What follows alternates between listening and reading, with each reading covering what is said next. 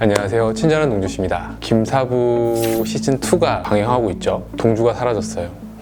동주가 안 보이던데요. 김사부를 볼 때마다 굉장히 훌륭한 서전, 외과 의사로 사실 나오잖아요. 실제로 김사부가 존재할 수 있을까?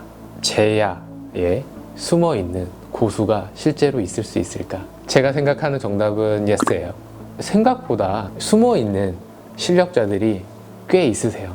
굳이 알리려고 하지 않으신 선생님들 계시고요. 자기 바빠지는 게 싫으니까 여러 상황들 때문에 잘 안 알려지는 선생님들도 계시죠. 위치가 좀 지방에 있어서 그럴 수도 있고, 이렇게 대외적으로 홍보를 못하는 조건이어서 그런 경우들도 있고요. 그렇게 자리를 지켜주시는 선생님들이 계시기 때문에, 진짜 사명감으로 열심히 해주시는 선생님들이 계시기 때문에 지금 사실 우리나라 의료 시스템이 그래도 잘 돌아가고 있는 것이 아닌가. 사실 김사부가 맡은 파트가 어떻게 보면 외상센터 센터장을 맡고 있는 거잖아요.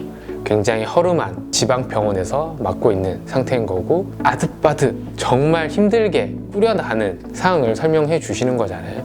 드라마를 보면서 최근에 이국정 교수님 생각이 났어요. 국내에서 어떻게 보면 가장 필요한 파트일 수도 있는 이국정 교수님 사태도 결국에는 직장 내 괴롭힘이잖아요.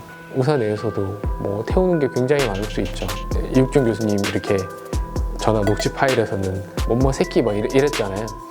그거는 되게 그냥 일반적인 수준 수술하다가 새끼 병 새끼 머리통에 똥밖에 안 너 나가가 너 꺼져 나가 지금 이제 만약에 그런 얘기를 들으면 바로 신고하겠죠.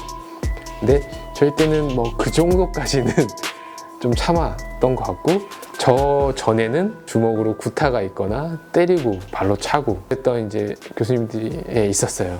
중증 외상센터에 대한 얘기가 굉장히 많죠. 그에 대한 보상이나 그런 서포트, 지원이 굉장히 열악한 건 사실이에요. 그게 이제 이번 이슈의 핵심이었던 거고요. 왜 이런 문제가 나왔는지에 대해서 조금 생각해 볼 필요가 있지 않나. 병원들이 번역, 중증 외상센터 이런 것들을 설립할 때 서로 본인들이 하겠다고, 각 병원에서 하겠다고 손을 들어서 지원을 했어요. 왜냐면 국가에서 보조금도 지원을 해주고, 그리고 그런 외상센터가 있음으로써 병원들 자체의 홍보 효과도 있기 때문에 지원을 했는데, 막상 지정받은 후에는 그런 지원이 제대로 이루어지고 있냐, 거기 일하고 있는 스텝에 대해서 단순히 병원 입장에서 국가의 보조를 받지 않고 운영을 한다 그러면 적자가 날 수밖에 없는 시스템이에요.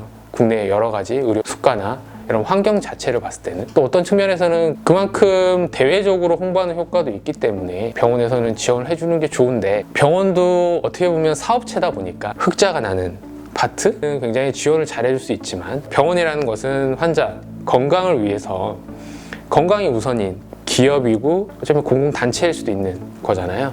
하지만 어느 정도 운영이 되려면 운영비가 필요하기 때문에 그걸 제대로 못 벌어주는 그런 과에 대해서는 지원이 줄어들고 지원을 자를 수밖에 없는 상황이 된다는 게 좀 아이러니한 부분이 생기죠. 이게 하루 이틀의 문제는 아니었을 거고요. 아마 이게 쌓여서 지금에까지 왔을 거고, 진짜 이게 점점 이게 사업적으로 가면 안 되는데, 이국중 교수님이 계시는 곳은 사립병원이고 수익이 나야 되는 구조가 돼야지 그게 유지가 되는 부분이 있고, 얼마 전에 저도 이제 들은 게 이제 다른 병원에서도, 거기도 이제 사립병원이었는데 중증 외상 파트를 갑자기 이 중증 외상 파트에 있는 스태프들의 급여들을 다 줄인 거예요. 그것을 견디지 못하고 나가는 거죠.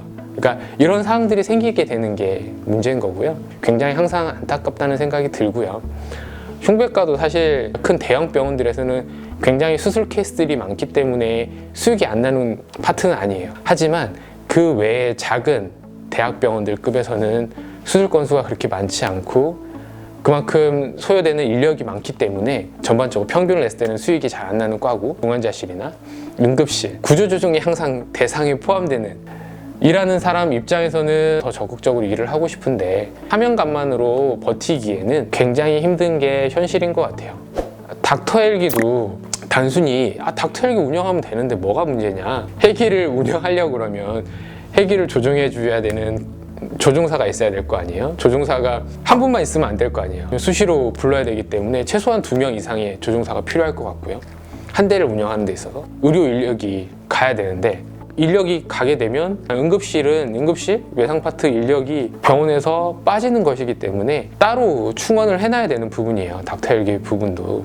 그러면 거기 인력이 항상 고정되어야 되는 부분이 있기 때문에, 헬기라는 게 우리 자동차나 뭐 기차나 뭐 그냥 단순 비행기처럼 굉장히 안전한 것도 아니잖아요. 외국 사례이긴 하지만 장기 이식하기 위해서 적출하려고 헬기 타고 가다가 적출하고 넘어오는 과정에서 그 헬기가 전복해서 사망한 사건도 있었고요. 국내에서 군 헬기가 전복해서 사실 사망한 사건들도 있었고, 그런 부분에 대해서도 뭐 위험수당이라든지 교육부터 해서 필요한 지출들이 생기는 부분들이 있죠. 그래서 단순히 헬기만 있어도 될 문제가 아니라 사립병원이기 때문에 수익을 추구해야 되는 부분이기 때문에 단순히 너 수익을 줄여라 이렇게 할 수 있는 부분도 아니고요. 그럼 이 부분을 조금 채워줄 수 있는 것은 사실 국가에서 지원을 적절하게 해주고 감시를 해줘야 되는 부분들이 있을 것 같고, 뭐 정 안 된다 그러면 진짜 외상센터 같은 경우는 국가에서 만든 병원에서 국립 뭐 의료원이든 우리 국립암센터처럼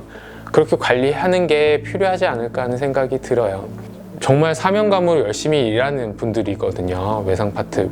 이번 일을 계기로 그렇게 실망하지 않으셨으면 좋겠고, 이 문제가 오히려 이렇게 이슈가 되면서 더 많이 관심을 가졌으면 좋겠고, 이제 국가에서도 더 어떻게 체계적으로 지원할 수 있는 방법이 뭔지를 좀 잘 찾을 수 있는 그런 계기가 됐으면 좋겠다는 생각이 들어요. 넋두리 겸 해서 얘기를 해봤습니다. 명절 잘 보내시고 명절에 너무 과식해서 힘들어하지 마시기 바랍니다. 네, 친절한 노주 씨였습니다.